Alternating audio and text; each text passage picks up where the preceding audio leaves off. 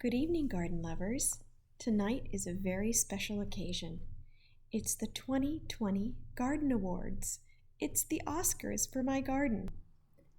I'm excited to share with you all of the excellent performances in the many categories that we will be honoring tonight. Here we go.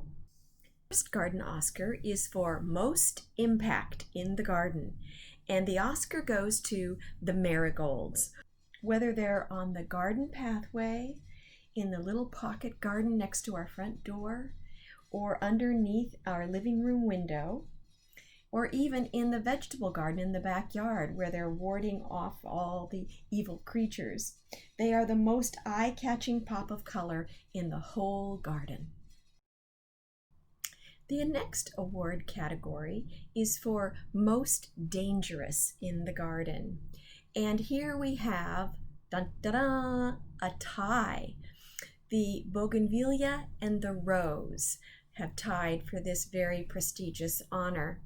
The bougainvillea is beautiful from afar, although I've had a little trouble with it this year in terms of how it's flowering.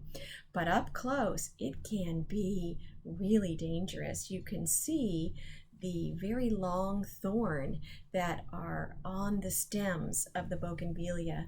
And actually one of these this year punctured one of my veins as I was trimming it, and Robert almost wanted to take me to emergency. So that's definitely dangerous. The other winner in this category is the rose.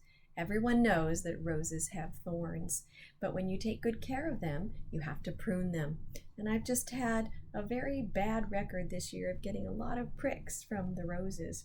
So I had to buy an extra pair of gloves. Let's hope next year that the rose doesn't win in this category. The next category is for Most Fun. And again, we have another tie. And the tie is between the corn and the Mammoth Sunflower, both super tall plants in the front yard. The corn was such a delight this year. It grew from a 2-inch tiny little plant to a 6-foot tall, gorgeous thing that I harvested. And you can see that I had a really significant harvest for my front yard. I think I had 6 plants and I had maybe 25 ears of corn. So that was a big success. The other winner in this category is the Mammoth Sunflower. And when I say Mammoth Sunflower, I mean mammoth. This plant has grown almost 12 feet tall. It is as tall as the house in some places, you'll see. And it started from seed. I actually planted sunflower seeds in the ground, and you can see here they came up. They were little sprouts as we began, and then they got to be taller and taller. The leaves were enormous, as you can see, and right now it's twice the size of me. And despite the fact that it is towering over our roof line, I still don't have any actual sunflowers. So I'll have to update you on that when their sunny little faces start to bloom. And the other fun thing about the sunflower is that when it was very small, I had to thin them out because they were very close together and a lot of them sprouted. So I replanted those that I had thinned out in other parts of the garden, and you can see here that they are also thriving. So I probably have another crop of Mammoth sunflowers that I'll be able to enjoy maybe through the fall. The next garden award is for Best Color. And the award goes to the delphinium. What can I say? I just love the delphinium. I love the way it towers in the garden. I love the saturated color, the cobalt blue, the purples. There's nothing about the delphinium I don't love. Actually, if I had to pinpoint one problem, it would be I don't have enough delphiniums in my garden.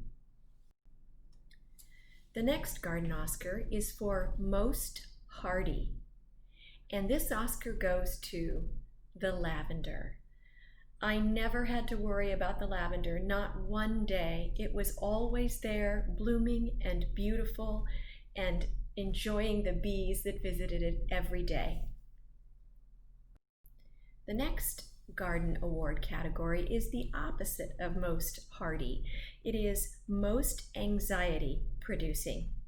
And this award goes to the Mammoth Sunflower. If you've been following my garden adventures, you know that we had to have a sunflower hospital. We had a sunflower emergency, and you can see here that one of the sunflowers broke and we had to bind him up.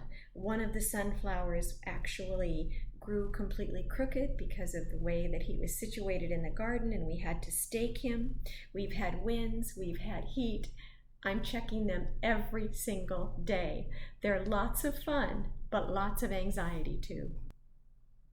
The next garden award category is most rare, and the award goes to the night blooming cereus.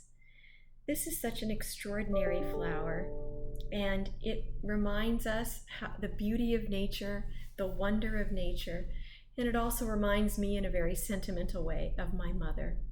As I've said before, it's not just rare because it's not in everybody's garden. It's rare because it only blooms 2 or 3 times a year, and when it blooms 4 to 6 hours from 10 p.m.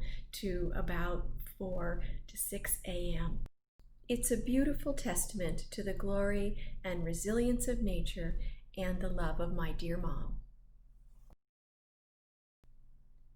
The last award is called the Garden Legacy Award. It's the special Oscar this year, and it goes to the red rose in my front border garden.